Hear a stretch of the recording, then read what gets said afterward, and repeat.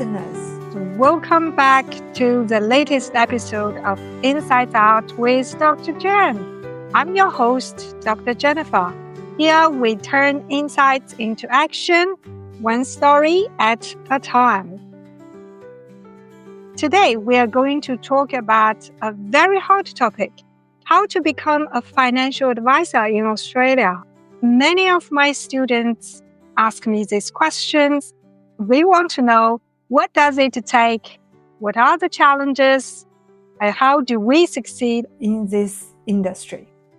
To answer those questions today, I have a very special guest, Camille, who has just passed her financial advisor licensing exam, and now, voila, she is a registered financial advisor in Australia. I met Camille 3 years ago in February 2022 when I volunteered as a mentor in the Financial Planning Association Mentorship Program. And Camille joined as a mentee with a very clear goal. She is to build her confidence in an industry which is very much men-dominated. After the program ended after 6 months, we stayed in touch. There were tough moments when Camille felt so frustrated, even calling me in tears. But she kept going. And finally, in 2024, she achieved our setup goal to pass the exam and be transitioned to the new job, becoming financial advisor in Australia. When I called her recently for this podcast, she sounded truly happy. Look at her beautiful smile. She is thriving. Camille, welcome to my podcast. Please introduce yourself to our audience. Thank you, Jennifer. Truly appreciate the opportunity to be in the podcast today. When we spoke almost a month ago, I never imagined I'd soon say I'm a financial advisor, but here I am. It's finally happened, and honestly, it still feels surreal. I couldn't have done it without your support and belief in me, so thank you again, and thank you for having me today. It's an absolute honor. Great. Camille, what inspired you to join financial planning industry? We really want you to share your experience, insights, and advice to my young students. I've always been interested in personal finance, but back in university, I wasn't really sure which career path to take. I initially did accounting because it seemed like the best option, but I wasn't really fully invested in it. Then I took an elective in personal wealth management. I completely changed my perspective because I was surprised to learn about financial advisors and became really curious about the industry. I never really knew that it was a thing or that it existed during that time. So I dug deeper to see if I could reach out to any financial advisors. From there, I reached out to a mentor through my university mentorship program, which gave me an insight into the industry. I started internship with this person. Then I had an associate role that began my professional year. My journey hasn't really been smooth sailing. I've faced setbacks. I've learned to keep pushing forward and really prioritize myself through that journey. And exactly 2 weeks ago, I officially became a registered financial advisor, and I specialize in risk-only advice. I've been in the industry for almost 7 years now, and through this journey, I discovered my passion in risk advice, an area that I realized I've overlooked for many advisors because there's a lot of work that comes with it and compliance as well. However, I do find it really rewarding and I really enjoy this part of financial planning, even though it doesn't get the attention it deserves. So yeah, I'm a risk specialist. So you were officially registered financial planner 2 weeks ago. Yeah. Can you explain to us what are the requirements to become an official registered financial advisor in Australia? You would need an approved bachelor's degree or higher and pass the FASI exam to become a financial advisor. I completed a financial planning degree originally by starting with accounting. Since I was already doing accounting in my 3rd year, I only had to do an additional year to complete my financial planning degree. So I actually ended up with a bachelor's of accounting and financial planning during my university time. I did do my master's as well, but that's not really a requirement. It was just something I did on top later down the track. Okay, this is the first requirement, education degree in financial planning. What are the other requirements? Yes, so to become a financial planner, you would also need to complete a professional year. This is arranged through your employer. The advisor would be a supervisor and your AFSL, so the licensee. The firm would have to put a professional year plan for you when they know that you're ready to complete that professional year. So quarter one is usually supporting the advisor, and then quarter two is a supervised client engagement and advice preparation. And then quarters 3 and 4, you would have indirect supervision with client engagement and advice preparation. Yeah, so number 3 requirement, I remember it was passing the licensing exam. Yeah, so you would need to complete your FASIA exam during quarter 2, and you can't progress quarter 3 without completing the FASIA exam. The licensing exam has to happen before the quarter 3. Yeah. I have a question. If you don't have a professional year or a firm, can you do the licensing exam? I think you have this sponsored. With my firm, they obviously paid for the financial planning exam as well. So that's why it's good to have it arranged with the employer, the licensee, just because they would pay for it initially. So if they sponsor the exam, they will pay for it. Okay, I just checked. There are no restrictions who is eligible to sit the financial advisor exam now. The old regulations has been changed 19th January 2024. They removed the requirement to have completed approved a degree or qualification or to be with an existing provider before sitting the exam. So anybody can take the financial advisor exam. After you become the official registered financial planner, are there any continuous requirement to keep the licensing? Yes, so once you become an advisor, you would need to have 40 CPD hours per year.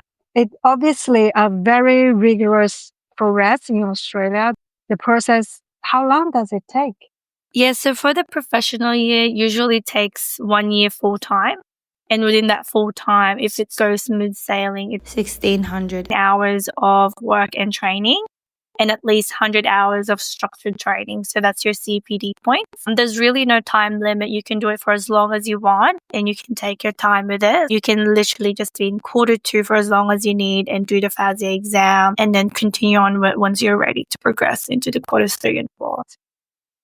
Really depending, you practice enough time and during that you have to pass the exam. Otherwise you can never be registered financial planner, right? Pretty much, yeah. That's why I was stuck in quarter 2 because I failed the exam. Just summarize, based on Financial Planning Standard Board, FPSB, which Australia Financial Planning Association is also a member. To become a financial planner, basically there are 4 E requirements. First E is education. In Australia, it's the degree in financial planning. It's more strict than other countries. Yeah. And the second is experience. In Australia, we need a 1 year professional year. And the third E is exam. Australia is very specific. You have to pass exam before quarter 3 in professional year. And lastly is ethics. I think you guys all have a strict professional conduct for how to be a financial planner. Yeah. Within quarters 3 and 4 in my licensee that I'm in right now, you need 4 ethical dilemmas, which highlights the ethical dilemmas that you've encountered and how you dealt with it. How did you use the standards, code of ethics to navigate through the ethical dilemma? That's good. Personally, how long does it take you to complete the whole process? Typically, it takes a minimum of 1 year, but because I failed the exam twice and I had to wait for the sitting, which made the process even longer. It took me about almost 2 years to finish my professional year. Third luck's a chance. Yeah, I remember in, I think, 2023 Christmas, we met for the first time. Yeah. And you were saying, oh, Jennifer, I failed my first exam. I said, oh, don't worry, I failed my driving test for several times. But every time we learn and next time we do better. That's it. Yeah. So I failed twice. And then, my third go, I finally passed it. Just kept pushing through. Something I wanted to do is be persistent with it and really try. Congratulations. It's really a big milestone.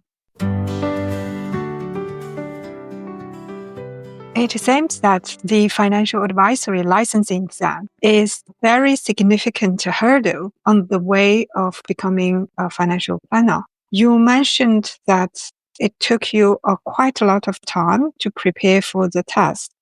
Could you share how difficult it is? Any examination tips?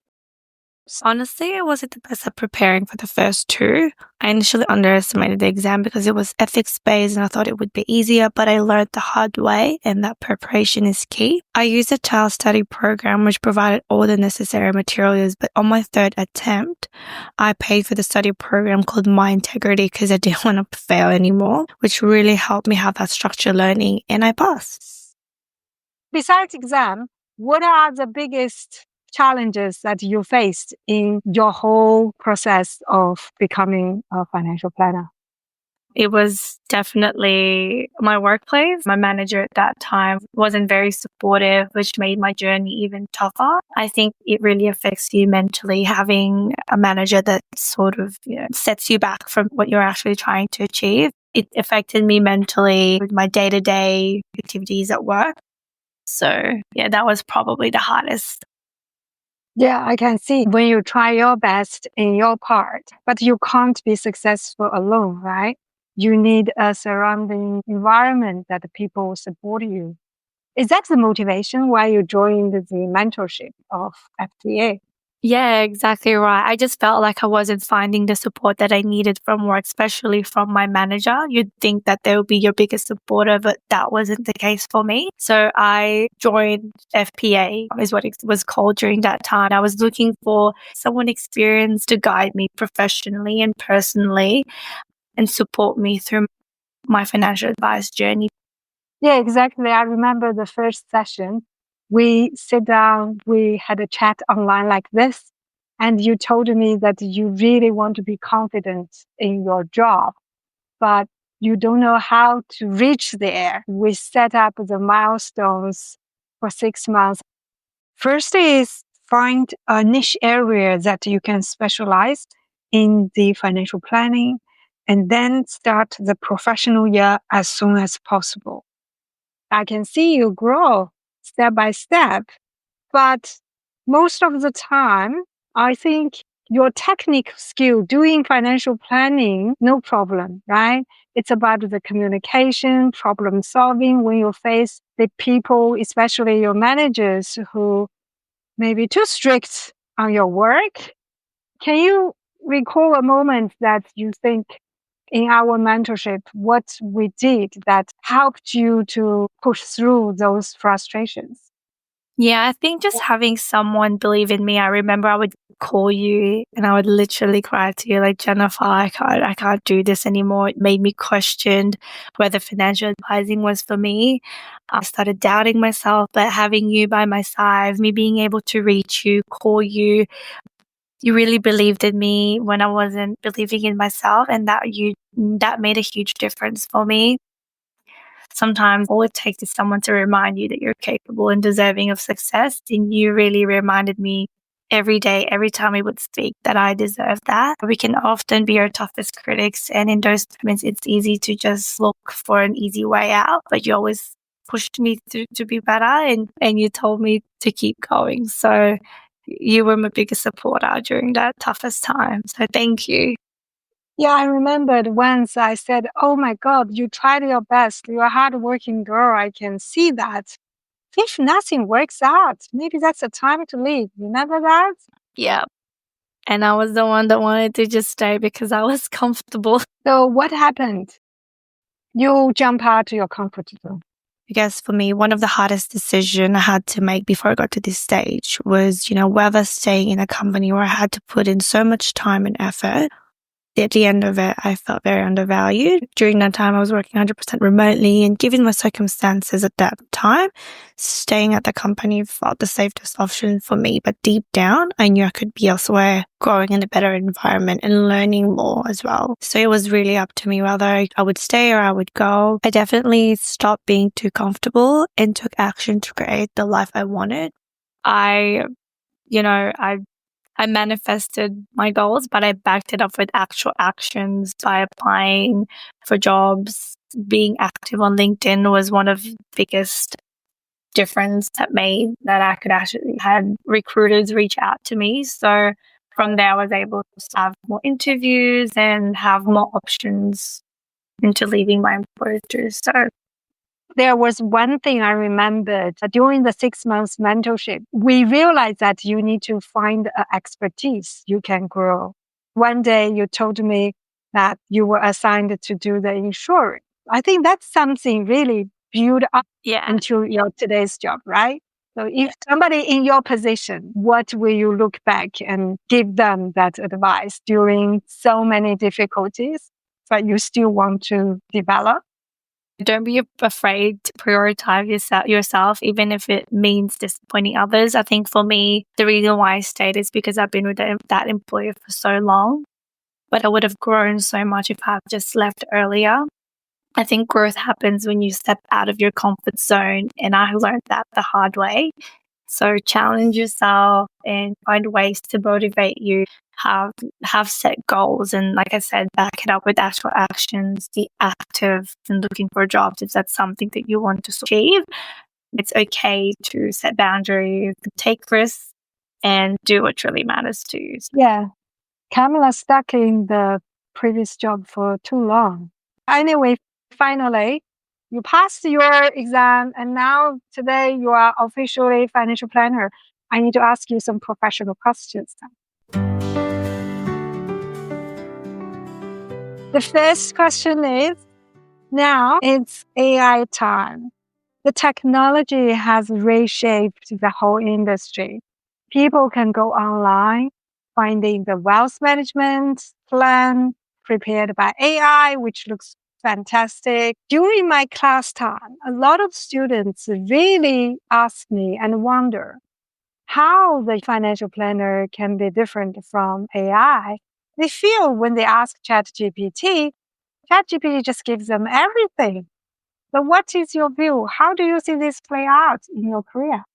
I think AI will definitely streamline the process. It will make financial advice delivery more efficient, but it definitely won't replace human advisors. Clients value personalized touch, emotional intelligence, and tailored guidance that, only a real person can provide.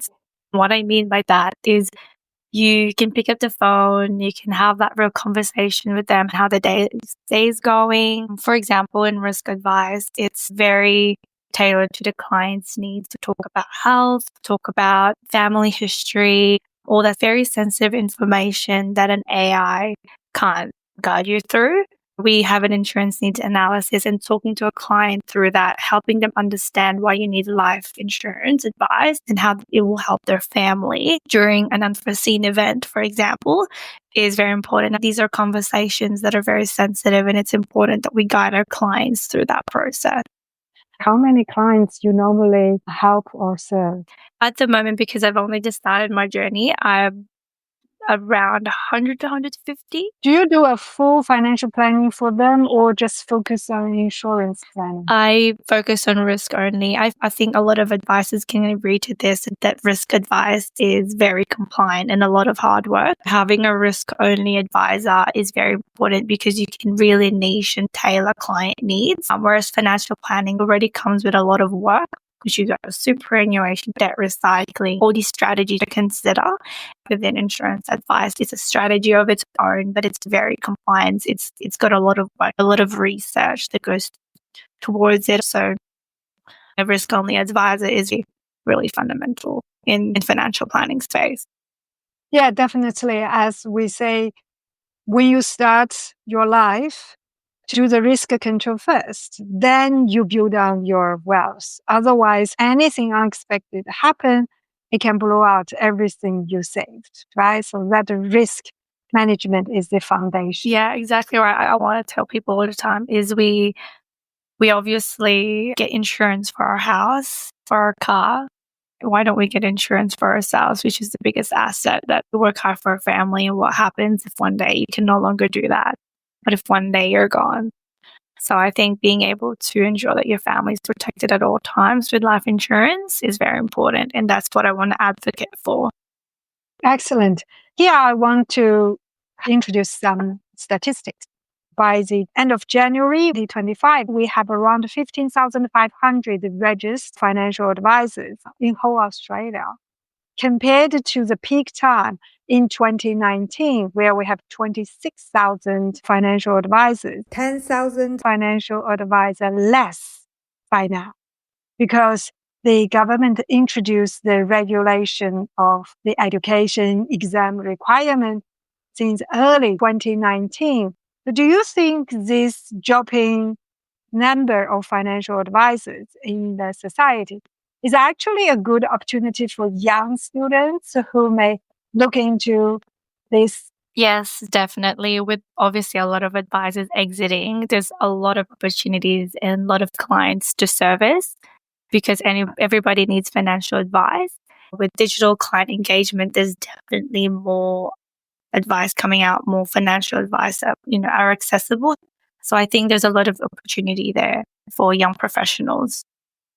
With millennials coming up, they value good financial advice and wealth accumulations being passed on by baby boomers. There is a high stake of inheritance which would go to millennials or Gen Z. So having a financial advisor is key. Okay. If it's not too sensitive, can you tell us how much does it cost to use a financial planner for a normal family? It's really different because I'm risk only. So for a risk advisor who's starting a family, we work by commission. So it's 66% of the premiums, just depending on how much financial advice they need in terms of life, TPD, critical illness, and income protection. It really all depends on the premiums. So as financial advisors specializing in risk, we get 66% of premium upfront. And then it's 22% ongoing. Okay. Those premiums paid by insurance company to you, not by the client, right? Yes, it's paid by the retail insurance. But there's, different firms have different structures of payment. Sometimes they do upfront as the way advice fee, and then they just deduct that in the commissions that they receive. So it's really different. Is that transparent for the client? Yeah, of course. Clients know. We provide them a statement of advice, which shows how much commissions we're receiving. And during the statement of advice presentation, we're transparent on how much they're receiving, how much we're receiving as advisors. So we're very transparent with everything. Do you think being a woman is an advantage or disadvantage in this industry? I think it's an advantage because women often stand out for their empathy, attentive listening, and ability to build strong relationships, making clients feel genuinely heard and supported. Being a woman in financial planning comes with its own set of challenges, but also a lot of opportunities. Early on, it can feel like you have to prove yourself more, especially in a traditionally male-dominated industry. But over time, confidence grows, not just from bringing technical knowledge, but seeing firsthand how much of a difference you can actually make in people's lives. And you could connect to your client. Yeah, I think the connection is real. I've worked with really great advisors and mostly male advisors. Look, they never really made me feel like it was a male-dominated field. They were always my supporters. So I'm highly grateful for the advisors I've worked with. They're all really great. It's quite exciting to become a financial planner. So what is your plan? How do you see yourself in next 5 years? Right now, I'm very focused on growing my client book, putting myself out there, building more strong long-term relationships with my clients and network and advisors. I think that's my priority for the next 5 years. Any specific goal setting? Specifically, it would be growing my client books. Personally, hopefully get married by then. Yeah, that's why you laughed so happily. You need to celebrate. Now, since you are at your very important time in your life, I want to bring to the heart of my podcast the Insights Art session. This is about the moment we step beyond our achievements and titles to uncover the real lessons that has shaped who we are today. So looking back on your journey, if you could give your younger self at 23 years old, when you just graduated from university, starting excitedly in the financial firm, what would be that advice? Yeah, I think it'd be to start early, find mentors, definitely. That's one thing I wouldn't change. I think mentors help you a lot, and reaching out to one would certainly help you exponentially. And don't be afraid to ask questions and be prepared for setbacks. They're all part of the journey and all part of growth. And certainly don't be afraid to step out of your comfort zone. It took me a long time to realize that, but I did it eventually. So yeah, I think that's one thing I would change if I was to become a student again and a young professional.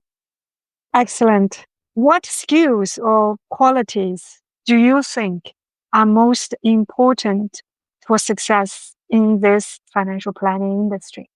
I think being able to adapt to changes in the industry is important. The industry is always evolving, it's always changing, and the willingness to keep learning, because in this industry, we never stop learning. It's ongoing, and hard work and resilience, got to keep pushing even when it gets tough.